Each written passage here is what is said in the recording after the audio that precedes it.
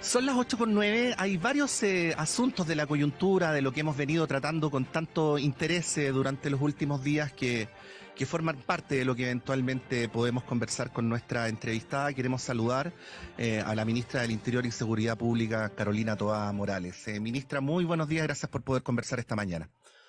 Muy buenos días, Patricio, gracias a ustedes.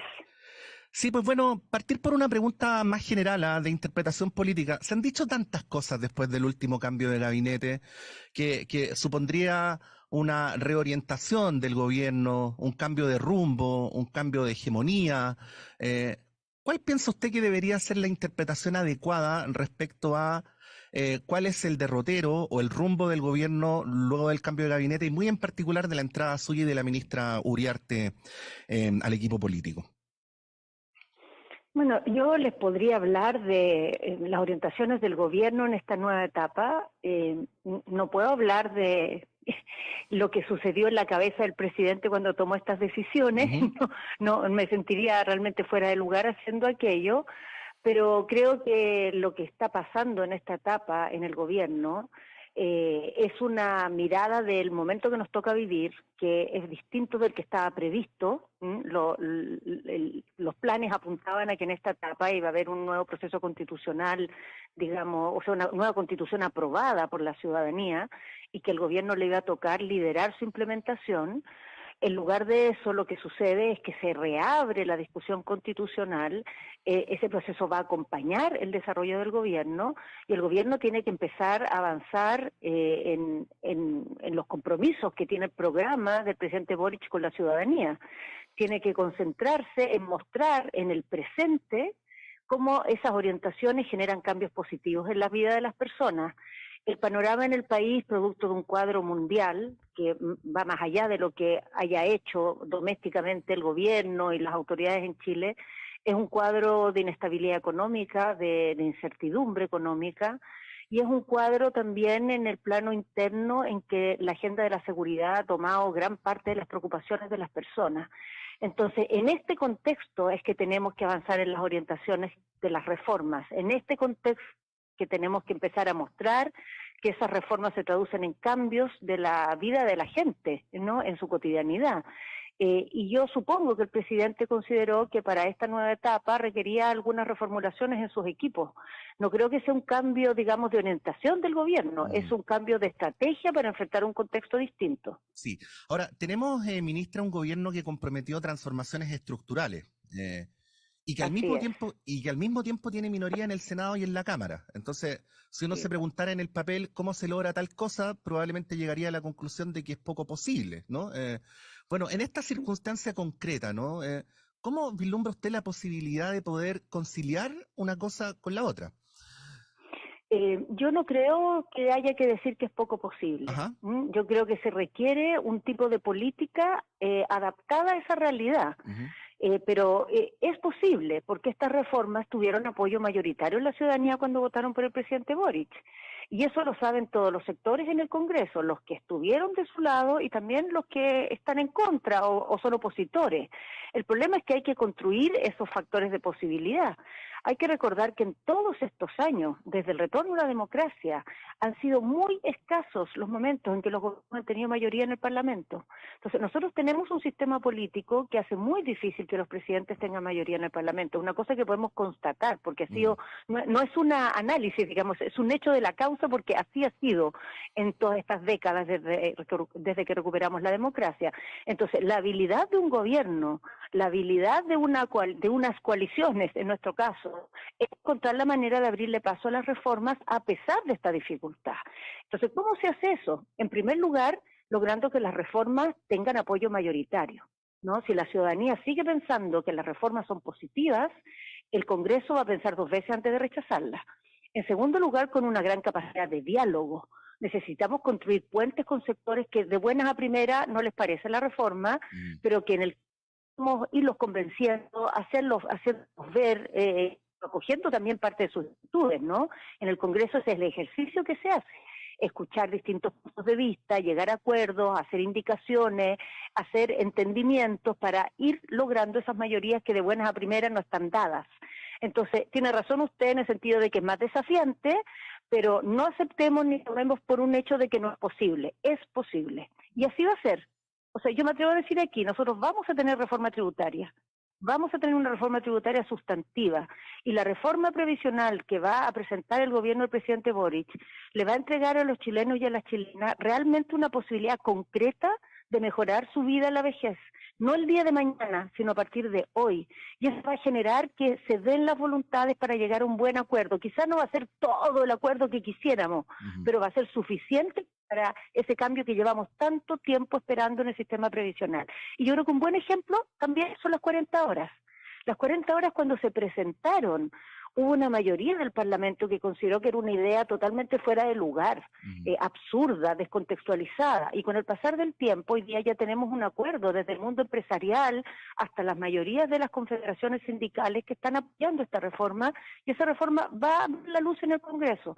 Entonces yo creo que tenemos que tomar las dificultades como desafío y no darnos por vencidos. Sí. Bueno, hay algunas materias que usted ya planteaba, ministra, que son efectivamente de gran preocupación de la población en este momento. Hacía mención al tema de la seguridad, que bueno, que duda cabe. Y en el anuncio del presidente para el próximo año hay un aumento importante del presupuesto en seguridad, ¿no? Y este vendría a ser como el titular.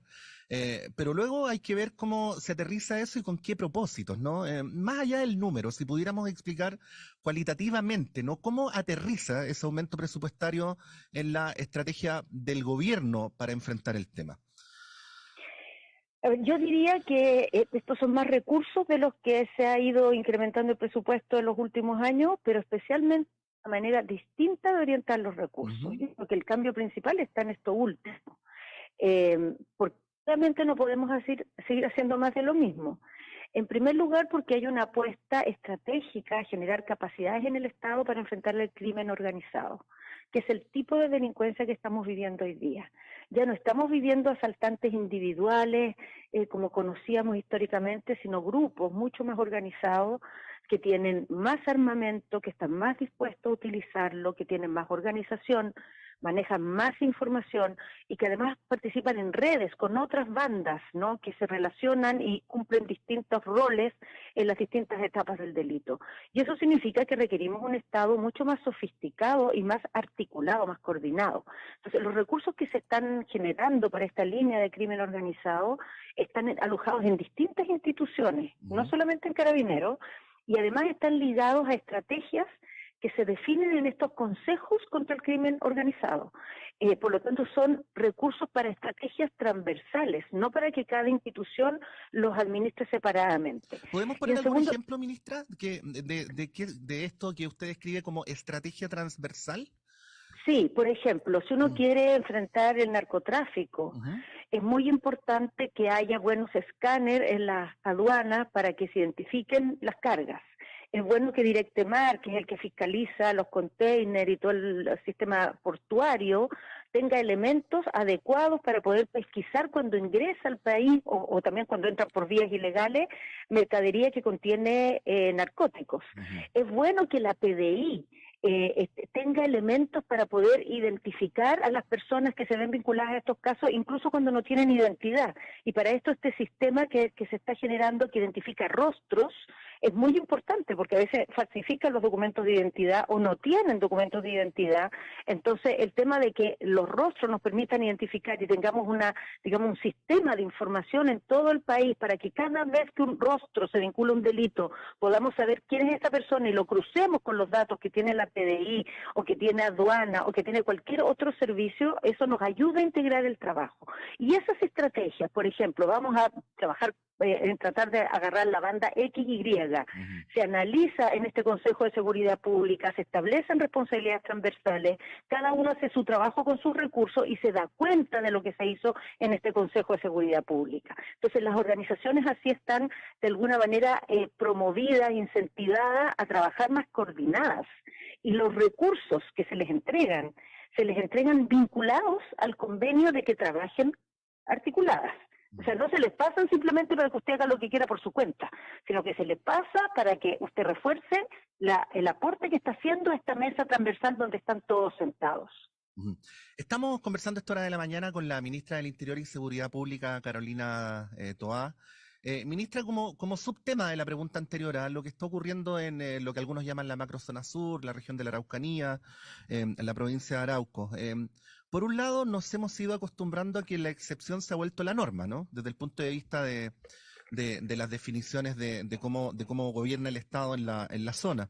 Y por el otro lado, a propósito de su visita, y aquí voy a citar al historiador Fernando Pairicán, quien en esta misma radio hace poquitos días valoró las buenas intenciones, pero dijo que su visita de alguna manera reforzaba la antigua política sobre el tema o una mirada militarizada respecto a cómo hay que resolver la situación en la Araucanía. ¿Qué podría decir al respecto? Tengo que decir algo antes, Patricio, Sí, porque le mencioné el ejemplo del crimen organizado, sí. pero quiero decirle que en toda la parte de prevención, Ujú, el cambio que hay también es radical, porque en lugar de fondos concursables para los municipios, lo que vamos a tener es un sistema de seguridad para el nivel local, donde se van a asignar recursos para ir nivelando la capacidad de todas las localidades de enfrentar el problema de la delincuencia. ujú, Entonces, en lugar de hacer concursar a las municipalidades de manera de repetir las desigualdades, porque las más pobres siempre les va peor en los concursos, lo que vamos a hacer es poner los recursos donde más faltan. Entonces, donde más faltan luminarias, ahí se van a poner. ujú, Donde más se necesitan cámaras, ahí se van a poner. Donde no tienen sistemas de seguridad municipal, ahí se van a entregar recursos para que se creen esos sistemas, en lugar de seguir poniendo la plata donde ya hay más. Es un cambio bien significativo y nos va a representar, digamos, una capacidad de los municipios de ser mucho más activos y en condiciones más igualitarias de trabajar en la prevención del delito ujú. y de incorporar a la comunidad en esto de crear espacios públicos, de crear barrios donde las personas se sientan más seguras y puedan caminar más tranquilas. Ujú. Vámonos a la Araucanía, Sí, ¿no?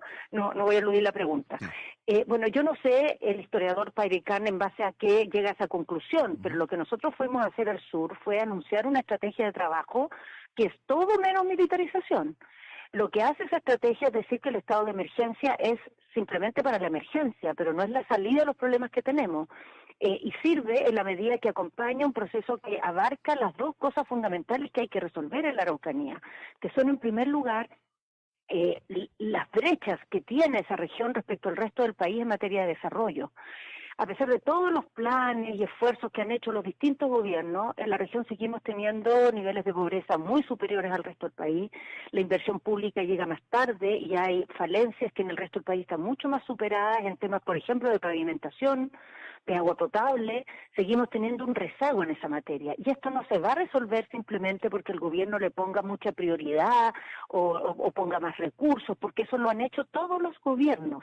Se va a resolver si logramos tener una política de Estado que trascienda de gobierno en gobierno, que le dé un tratamiento especial a la región y que se ponga metas claras en términos de en cuánto tiempo va a cerrar estas brechas. De manera que el Estado de Chile, no el gobierno de turno, diga, de aquí a 6 años en temas de pavimentación, la Araucanía va a ser equivalente al resto de las regiones del país. Estoy diciendo 6 años Sí, como un ejemplo, no digo que ese sea sí, la se meta entiende. porque Sí, todavía no está elaborado ese plan. sí. Es O de retórico, sí, aquí es retórico, claro. o de aquí a X tiempo esperamos que la Araucanía deje de tener un rezago en materia de pobreza, que son cosas fundamentales porque es inexplicable, una deuda acumulada que la región siga teniendo en demasiados aspectos una situación de retraso o perjudicada respecto al resto del país. Eso es lo primero. El programa Buen Vivir queremos que se transforme en esa digamos, política de Estado y que tenga una base legal para continuar adelante. La segunda parte es el diálogo político. Nosotros entendemos que en la región se requiere un acuerdo respecto a cómo vamos a convivir entre el conjunto de la comunidad y el pueblo mapuche que vive en la zona.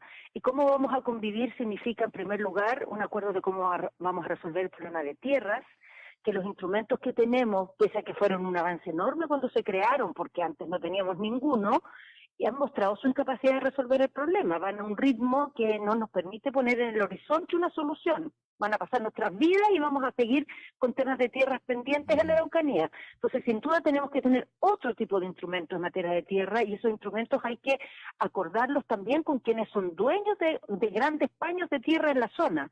El diálogo político nos va a permitir abordar ese aspecto, nos va a sí. permitir también ver cómo podríamos iluminar, no resolver, pero iluminar la discusión constitucional, porque la nueva constitución va a tener que tener alguna modalidad de reconocimiento de los pueblos indígenas, de incorporación de su voz en la vida nacional, de participación política adecuada, cosa que la constitución actual no tiene. Sí, ahí, Entonces, si ministra, estas dos cosas sí. las resolvemos, definitivamente vamos a ir pudiendo dejar atrás toda esta agenda de los aspectos militares que hoy día copan la agenda. Sí, quiero quedarme acá porque hace un par de meses se supo que una ministra había establecido contacto, había intentado establecer contacto con Héctor Yaitul, y esto fue considerado tan grave que tuvo que renunciar, ¿no?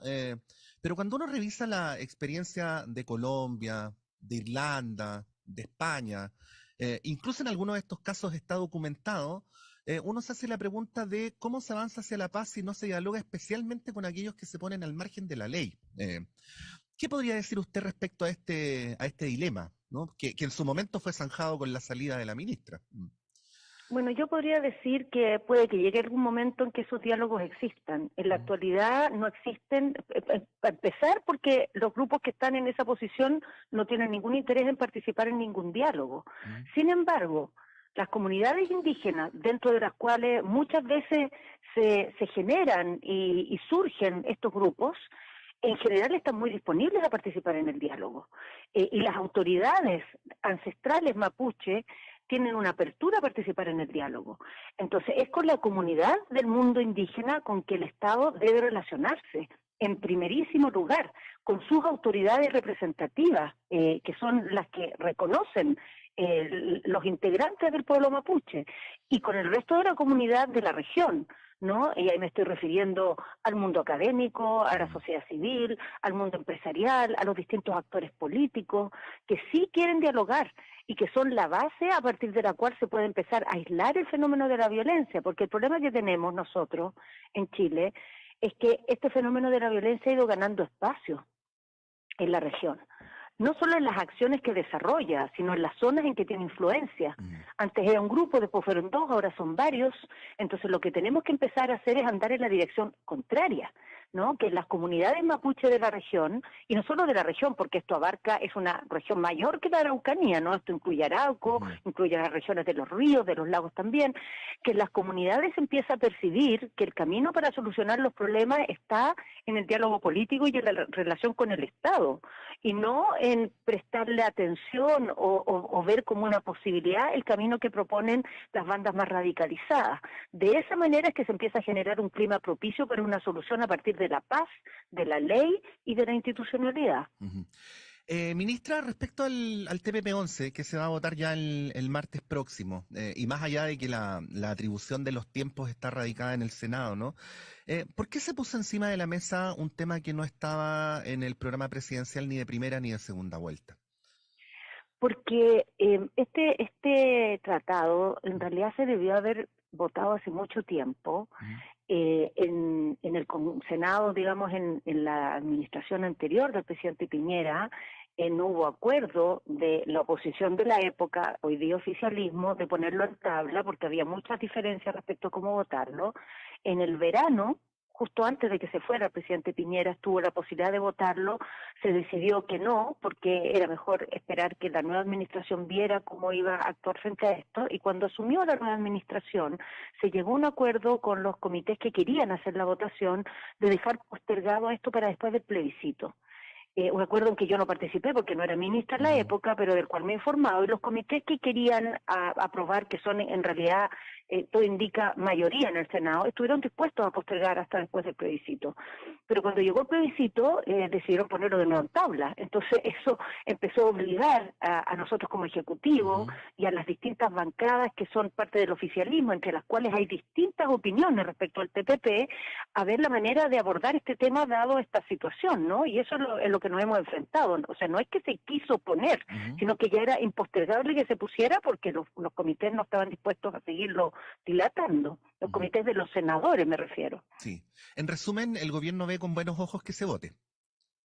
No, a Ya. ver, el gobierno no ha buscado que se vote, no ha sido no ha sido una búsqueda que se vote, lo que el gobierno buscó es que no se votara antes del plebiscito, y Ujú. hizo lo posible porque no se votara antes del plebiscito porque parecía un tema bastante disruptivo, que iba a generar muchas divisiones, que iba a enardecer el ambiente, pero posteriormente el plebiscito no ha sido posible. De hecho, el gobierno lo que trató es que se le diera un plazo adicional porque estamos buscando estos acuerdos que se llaman side letters, Sí. que son, digamos, entendimientos bilaterales con los países signatarios para tener mecanismos de solución de controversias distintos a los que establece el tratado. Entonces, el gobierno lo que buscó es que se nos diera un tiempo adicional para continuar en estas tratativas y que cuando se votara pudiéramos poner sobre la mesa, digamos, todo lo que logramos o no logramos en materia de side letters. Pero los comités no tuvieron esa disposición, decidieron que se votara en estos días y no dar un nuevo plazo. Ujú. Esa fue la postura del gobierno, tratar de tener un tiempo adicional. Sí, bueno, siempre quedan tantos temas en el tintero, ¿ah? Así que vamos a tratar de comprometer a la ministra para una nueva entrevista próximamente. Hemos conversado con Carolina Toá, ministra del Interior y Seguridad Pública. Ministra, muchas gracias por su gentileza y que tenga un buen día. No, muchas gracias a ustedes y buenos días a las auditoras y los auditores de la Radio Universidad de Chile. Gracias, ministra. Bueno, 8:30, y escuchábamos a la ministra Carolina Toá repasando algunos de los temas más importantes que tienen que ver con el gobierno ahora, el modo en que se relacionan las dos coaliciones, lo que está ocurriendo en el sur, el incremento del presupuesto en seguridad pública y de qué modo va a aterrizar, y por supuesto también este tema súper importante del TPP-11. Son las 8:31. Excepcionalmente, por razones que tienen que ver con el ejercicio de mi cargo, yo por hoy me retiro, pero a la vuelta va a estar con ustedes Montserrat Rolano y Claudio Medrano con el panel político de cada día. Vamos y volvemos.